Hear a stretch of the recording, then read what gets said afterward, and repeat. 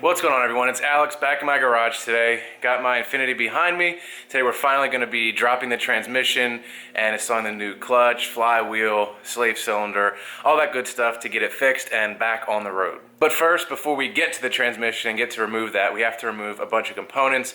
We have to remove some bracing, part of the exhaust, and then remove the drive shaft before we can actually get started on removing the actual transmission. I was going to remove the exhaust in two pieces, but the union here from the Y pipe to the mid pipe looks quite corroded and rusted, so instead of risking breaking that, I think I'm just going to remove the exhaust in one single piece, and it should just be able to just drop down and be pushed out. Then once we remove that, the drive shaft is up in here, and then it will pull out of the back of the transmission up there. Also, before we get started, you have to remove the plastic under tray that bolts up there, just held on by 10mm bolt, so that gets removed. And then you have to remove this, I guess it's like a cross member brace. It's held on by a few nuts and bolts here, and then this will drop down, and this actually gives you access to the bottom transmission bolts. We're going to be messing with some electronics on the transmission, so don't want to risk anything happening there. So first we'll disconnect the battery, and then we'll remove the stuff that I just mentioned, and then we can get started on the actual transmission.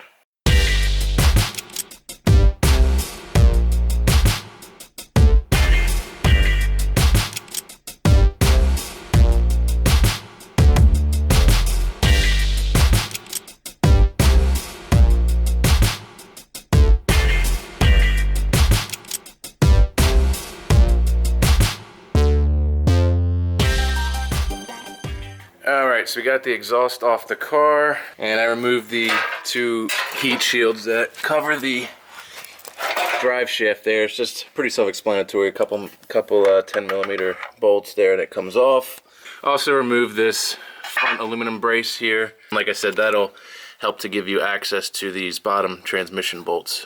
Alright, so next is to drain the transmission fluid and remove the drive shaft. You don't have to drain the transmission fluid to pull it out, but I'm going to because I don't know when the last time it was changed. And it also just makes it kind of easier, a little less messy, because once you pull that drive shaft out, if you're filled with oil, it could leak out of the back. When you drain the transmission fluid, it's a good idea to loosen the fill plug first, because if for some reason you drain the transmission and can't get the fill plug off, you're kind of screwed. So I do that first and then drain the transmission. And then, like I said, we can move on to removing the drive shaft. Alright, so there's the drain bolt.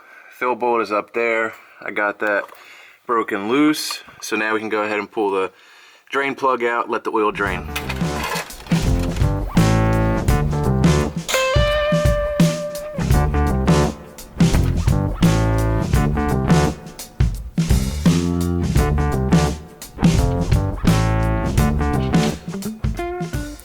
Alright, so now we can remove the drive shaft. There's four 17mm nuts and bolts. You're going to want to mark this first, just so you orient it back the correct way. If you put it a different way, it could affect the balance. But if yours isn't already marked, just mark it so that you can put it back the same way that it was.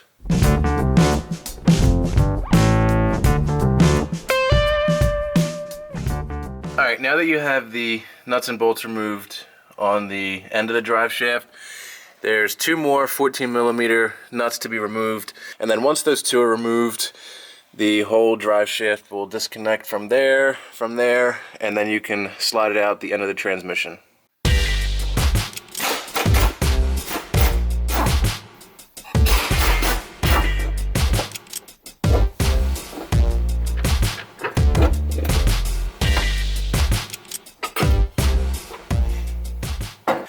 Alright, we're finally getting somewhere. The drive shaft is out. Just remember to protect this end. Don't let it rest or drag across the concrete floor, because you don't want to damage the end here, because that's what comes in contact with the output seal.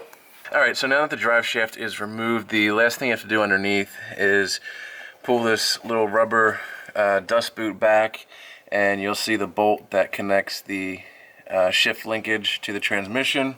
And then we can go up into the car and remove it the rest of the way. Alright, now that we're up in the car, we can remove this trim. It just pops right up here. There's one connector on the back, so just undo that. And this kind of sits up like this, and it gives you access down here to a few bolts that you're going to have to remove to pull the shifter the rest of the way out.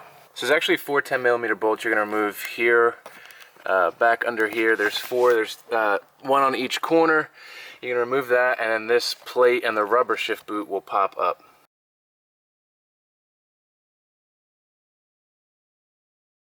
Alright, so there's a little bit of a change of plans. The screws that hold the, I guess you'd call the secondary shift boot, the screws down in there, they are pretty well corroded from underneath. And that's thanks to the lovely winters we have here up north. So glad I'm getting out of here. But in any event, I have them soaking with some PB Blaster from underneath. So I'm going to go ahead and remove some ancillary stuff off the transmission, the starter, the crankshaft position sensor. And then I'm going to start getting some of the wiring out of the way so that once I finally get these screws out, then we can go ahead and drop the transmission. I'm going to do my best to illustrate stuff from underneath and showing you what I have to remove, but it is a little bit tough to see. There are some tight spaces. So I actually have a spare transmission in my basement, so I'm going to go down there now and kind of just point out stuff that I'll be removing and where it's located so you can better visualize what needs to be done. Alright, so here's the transmission, and this is the area we're working at inside the car. We have to put that on hold for now. So what I'm going to start working on is disconnecting some of these sensors. You have a sensor here, and then over here, and the wiring kind of runs on this side and then around to this side, so we're going to get that disconnected and get that stuff out of the way. Then the crankshaft position sensor sits in this little groove here, and it actually bolts. There's one single 10mm screw that holds it into the engine, so from the bottom of the car you have to kind of reach up there and get that out. Then the starter is on this side, so it fits in there, so it'll actually be removed by loosening the bolts here and here. And then other than that, it's pretty straightforward. There's the 2 big bolts up top, and then you just work your way around to all the mounting points. And ultimately, this is the slave, the crappy slave cylinder in there. That's what we'll be changing out. Alright, so now that I showed you what we're going to be doing so you can better visualize what we need to do in addition to the footage I'll put from under the car, we're going to go back up there now, get to work on this so we can really quickly pull this out. Alright, so we're going to take off the crankshaft position sensor, or remove it rather, and it's right up behind that heat shield. I actually already disconnected the connector right there. And to get to the bolt, it's actually easiest to go on this side of the manifold. I don't know if you can see with the light, my wrench up there. So kind of go over the manifold with a nice little extension, and it'll go down and get to that bolt. Again, I apologize, it's kind of hard to see. That's why I showed it to you on the transmission I have out. Alright, so here it is removed. And once it's out, just be very careful with it. You don't want to hit this, bang this, or damage that at all. So just set it aside and keep it safe. Next, I'm going to spend some time removing the wiring harness that wraps around the transmission. A lot of places it's held on brackets with bolts like there. And you can just loosen all those and it'll kind of just fall away. And then up there are a few sensors that need to be disconnected, as well as disconnecting your O2 sensors. I had a little incident with a brick, so that side is already removed for me. So I get to removing the wires, and then next we'll work on the starter. Alright, so I got all the wires, the harness freed up, and it's kind of just hanging out of the way. There is a switch way up in there. You kind of have to use a flathead screwdriver to kind of pry it off. It's really hard to get your hands up there. But then, like I said, the wiring harness all just gets undone and hangs off to the side. You can actually see here the clutch fluid leaking out of the bell housing there. So next I'm going to remove the starter that sits right up in here. One of the bolts from the bracket for the wiring harness, that's one of the starter bolts. The second one is right up here. It's a 14mm. Once that's removed, the starter can just be pushed back. Doesn't need to be completely removed. Just push it back. And then at that time, there's a little front cover that's back in here. I'll get a different angle when I remove it. And then we are pretty much ready to start unbolting the transmission itself and get it out of here. Once I get the shifter unbolted, of course. So that's still sitting with some PB Blaster. I'm going to go try to get those little bolts out again, and then we'll take it from there. Alright, so I finally broke the little screws loose on the secondary shift boot inside. So finally able to pull that up. That was way too difficult. That was a lot harder than it should have been. I actually spent the most time on that than everything else. It's kind of ridiculous. But alright, so now with the screws out, this will pop up here, and you can lift up your other boot. And then finally, under here, again, I'm sorry there's a limited light, there's 3 bolts, 10mm, one up here, one here, and then one in the other corner. And then once those come off, the whole shift assembly will pull up. And just be prepared, once you take that last screw out on this set that you're gonna be doing now, the shift lever is spring loaded. There is a spring in there. So just be careful, make sure you get all the parts out, and it actually helps if you push the shifter down a little bit when you're undoing those screws. All right, shift assembly is finally out. It's all there. That's the spring I was talking about. That can be removed and set to the side. While this is out, I'm actually probably gonna remove the shift knob so that this trim piece comes off. It'll make it a little bit easier to install when when I'm finished. Additional thing I do want to mention: once the pesky screws come out of this metal plate here, there is some wiring that runs on this side, and it's clipped in to these two little holes, and you need to squeeze those clips and pop them out before this metal piece will come out.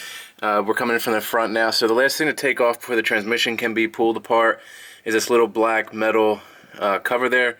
It's held on by one 10mm bolt. Then we can finally start going around the transmission and getting those bolts loose. I'm going to leave the two side ones attached just to give it a point of contact, as well as I'm going to leave the rear mount attached until I'm ready last minute to drop it. So I'll go ahead now. Most of them are, I believe, 17mm that bolt through the transmission to the block, but then there's a couple 14mm that go from the engine to the transmission. So we can get to removing that now and then set up our jack so that we can be prepared to lower the trans. I can't believe I almost forgot one of the most important things to remove, the clutch line. So I usually remove it right there. Use a flare wrench, works best, 10mm. I'll pretty much just let it hang down. Plus I'm gonna change this line anyway out for a stainless steel. So I think this is the official last thing we can do before the transmission is ready. Alright, I got most of the bolts out. I just have the one on either side like I said I was going to have. I have this one on that side, and then the same one, it's hidden under the bracket there. So like I was saying, there's some that are removed from the front, which is these two down here, and then there's two other ones up to the side here. So after you remove the starter, there's still 4 more 14mm to remove from the front, and then the rest, like these ones on the side here, are 17mm, and they're removed from the back. So even though I ran into some snags, some problems, I did make okay progress. It's taking quite a bit longer than I wanted it to because of those problems, but it is what it is. It's getting kind of late now, so I think I'm gonna head in, do some packing, and start fresh on this in the morning. So that's enough complaining for today. I'm gonna head in, like I said, get cleaned up, get some packing done, and then I'll see you back here tomorrow, and we'll get this thing finished. See you then. And good morning, folks. What's going on? Back out here today in the garage. Hopefully gonna finish up this project today in a few hours if everything goes smoothly. I'm getting my jack set up, my makeshift transmission jack. So I have the floor jack there, and I got a square piece of wood kind of where most of the weight is on the transmission. So now I'm gonna throw a strap over the transmission, then strap it to the jack. Then I just have these 4 mounting bolts for the rear mount, and then 2 transmission bolts there up front. You can't really see from here.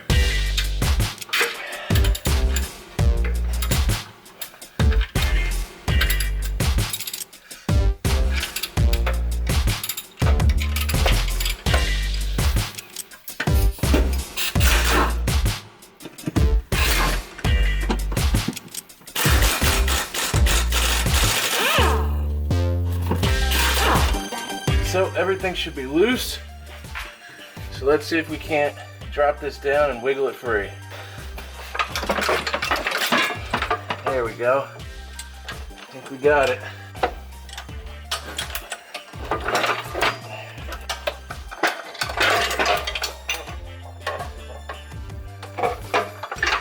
Oh, there it is. It's finally free from the engine. Looks like I should have positioned the jack a little bit more forward, but in any event, it's down, and I can reposition it, further back on the jack before we jack it back up again. So I'm gonna pull it back here so I can both get to the clutch and flywheel and to the slave cylinder. All right, so now that the transmission is removed, you can see the pressure plate, and obviously behind that is the flywheel. So these are 12mm bolts to remove. You can remove them with an impact if you need to. Just go in a crisscross pattern. So first I'm going to start with removing the pressure plate and then the flywheel, and then I'll remove the slave cylinder, and then we can finally start putting everything new on and getting this thing back together.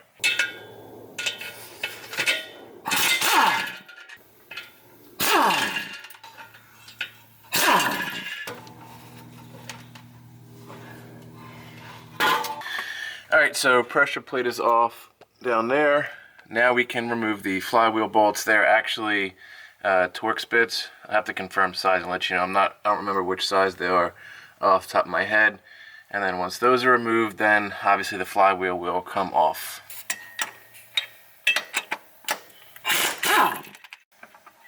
And then once it's loose, you can just kind of wiggle it off. Alright, so here's the back of your engine. This is the rear main seal. You want to inspect that for any leaks. This looks good, so obviously I'm not going to do anything with it. But I am going to change the pilot bushing in here. That's where the input shift, the transmission sits. It does, you know, take some wear and abuse. So the kit comes with a new one. There are a couple ways to get this out. One is there's a tool that you can rent, usually from an auto parts store. It kind of goes in there with like claws and grabs it. You can pull it out. Or what I usually do is you pack the center here with grease, and then you get your alignment tool. I actually have a spare one so I don't ruin the new one. And you kind of hammer it with a rubber mallet in there. The grease gets pushed in, and in turn it kind of expands backwards, and it'll push this, this bearing right out. Alright, so as you see here, it's pretty much all the way out, so I'm just going to put a tiny bit more grease in there just to push the rest of the way out. Like that, and there you have it. So the last thing we have to do before we start reassembling with all new parts, we're going to remove the, like I said, the slave cylinder. There's just a clip here, it pulls up, and then this tube pops out, and then again, like I said, through the casing. And then there is, like I said, two 10mm bolts, one on the bottom, one on the top. Alright, so once from the inside you have the clip popped up on the slave cylinder tubing, you can go ahead and remove this assembly. This is a T30 bolt. This is a 10, I believe. This is a 14, and then the tube will actually just slide out the side. Alright, so this is the real reason why we just did all that work, drop the transmission for this little baby part. Alright, so I think I'm going to end this video here. Like I said, I'm going to do this in 2 parts just because there's so much footage, and I really want to make sure I mention everything so I can give a good tutorial on how to do this. So obviously the transmission is dropped, all the old components are removed, so in the next video we're going to start with assembling everything and putting it all back together. So please stay tuned for the second one. Give this a thumbs up if you enjoyed it, if it helped you possibly tackle the project yourself. I really wouldn't recommend this for a beginner, but if you have some tools and you have some experience with, you know, slightly bigger projects, you know, I would recommend you try it. Maybe if you have somebody that can help you, a friend that maybe has done this before, and then that'll make things a whole lot easier. So thanks for watching. I'll see you on the next video. We can get this thing put back together and finally get it back on the road. All right, see you then.